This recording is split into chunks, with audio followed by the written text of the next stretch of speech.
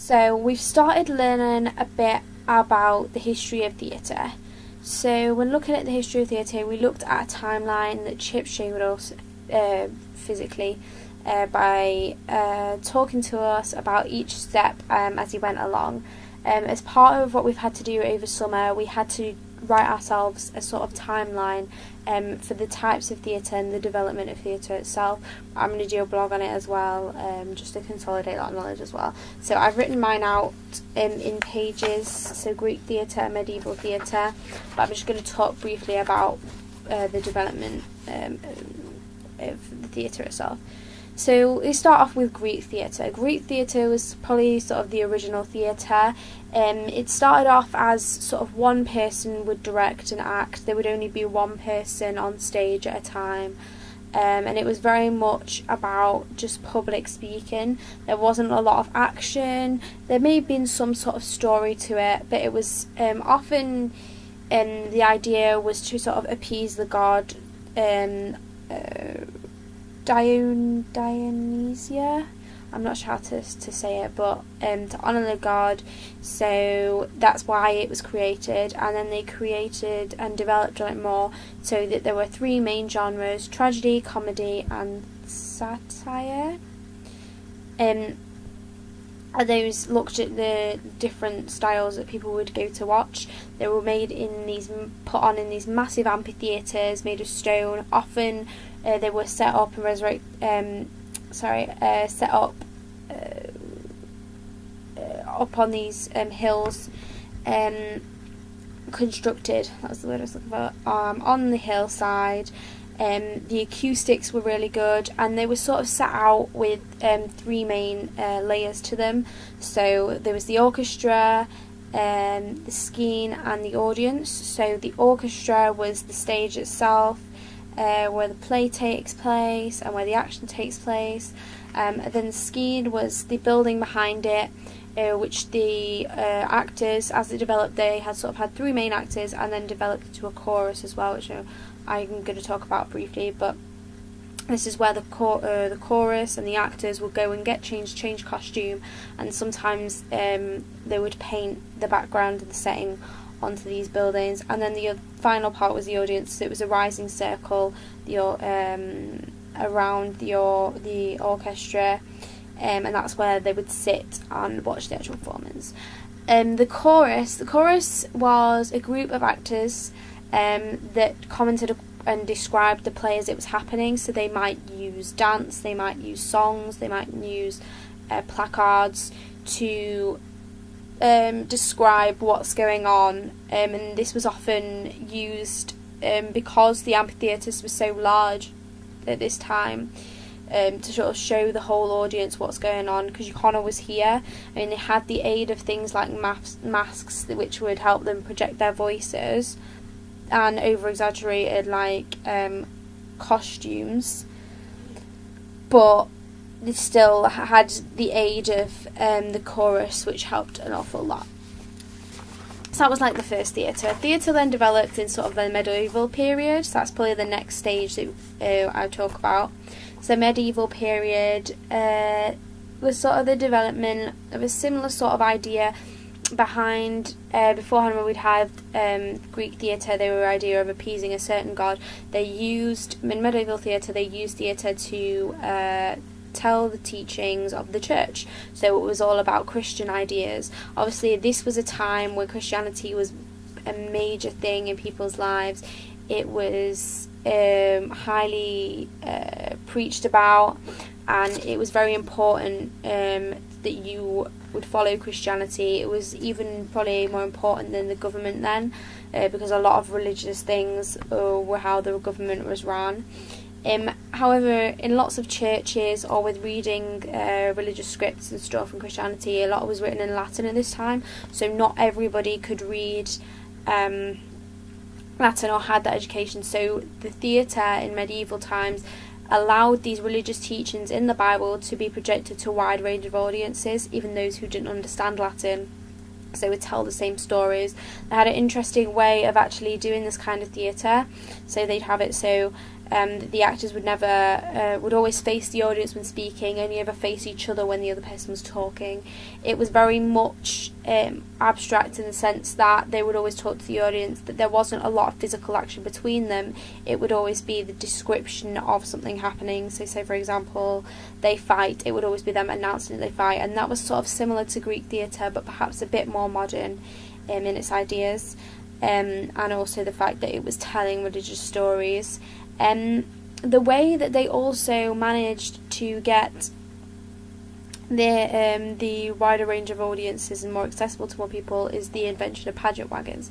Pageant wagons were wagons, obviously, that were created in the idea that they could be a fold-out theatre, travel the UK or wherever it was, and have a fold-out theatre, so that they could tell different stories at different times. It would mean that the actors would be having a proper stable job as well, and that they could take the plays with them as they went.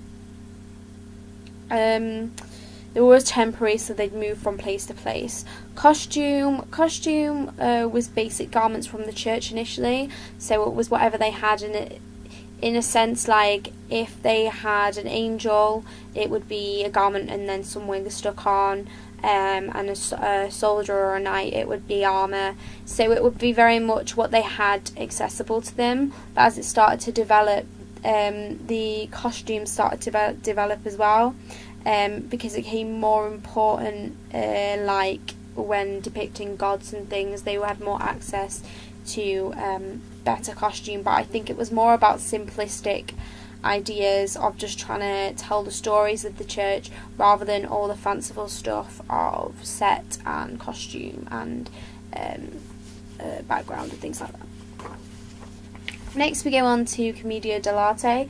Commedia dell'arte was created in Italy, and it was quite a bit different from what we'd seen previously. This was a lot to do more with stories and characters, so in the style there were stock characters that were created, that all had a different persona, that all sort of fit Aegisthus in a way that we can all relate to.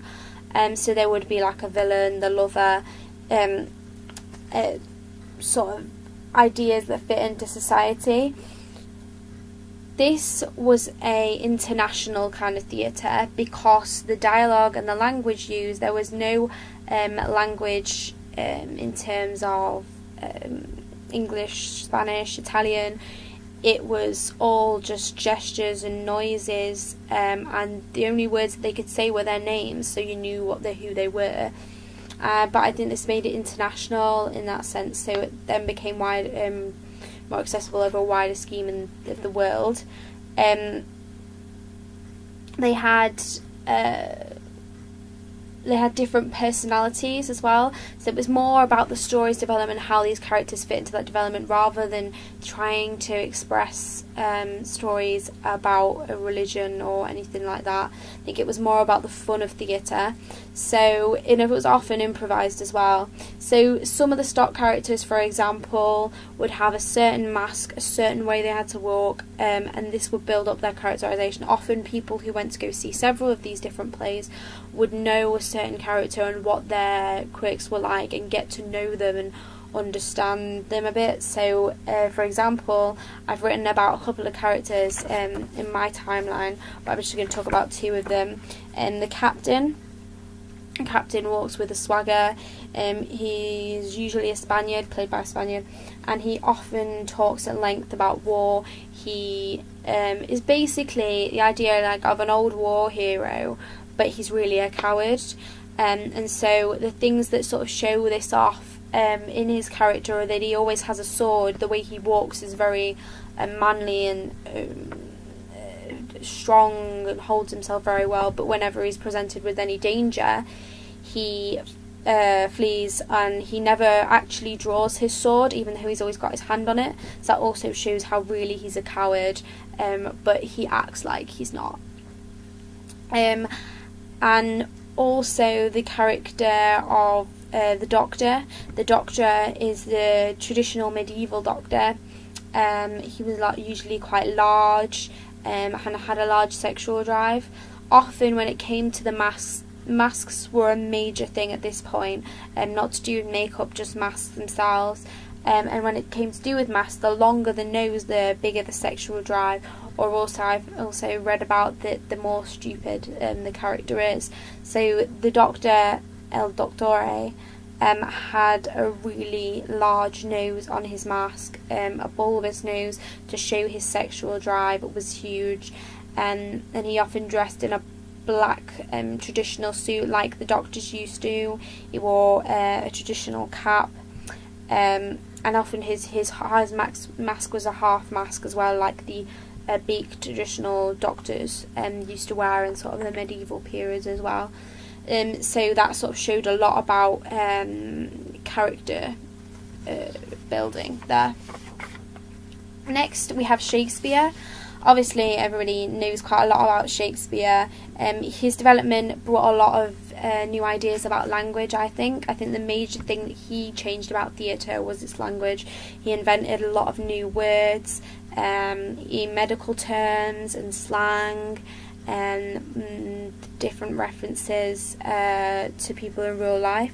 I think he took perhaps more naturalistic than anything you'd seen in theatre so far, as the idea about actually having famous monarchs represented in the plays themselves that he wrote, idolising certain ones, telling his own stories about others, about real life events. With costume, this was a difference as well, because everything was really lavish, because they had actual built up theatres like the Globe Theatre. Their actual theatres were established, so a lot of more money was put towards costume and more set and props. Still not as much as we see later on, but a lot more to do with that, and the plays all as one. A lot more to entertain the audience. There was also a tie-in with hangings at the time, because hangings were a major form of entertainment also, so it was about tying that in with theatre. In terms of the Globe, there was also a way of making it accessible to everyone as well, similar to all the things that we'd seen so far, because there were different stages at which you could stand in the theatre. So you could stand in the pits, or you could sit on the rings, the balconies and things, and that depended on your status of what you could afford, because people who stood in the pits were people who could only afford to pay a penny, but it also meant that it was accessible to everyone, and that everybody could go to the theatre in Shakespeare. So I think he made it more appealing to a wider range of people, and everyone could understand, because there were new words in there that he had created himself.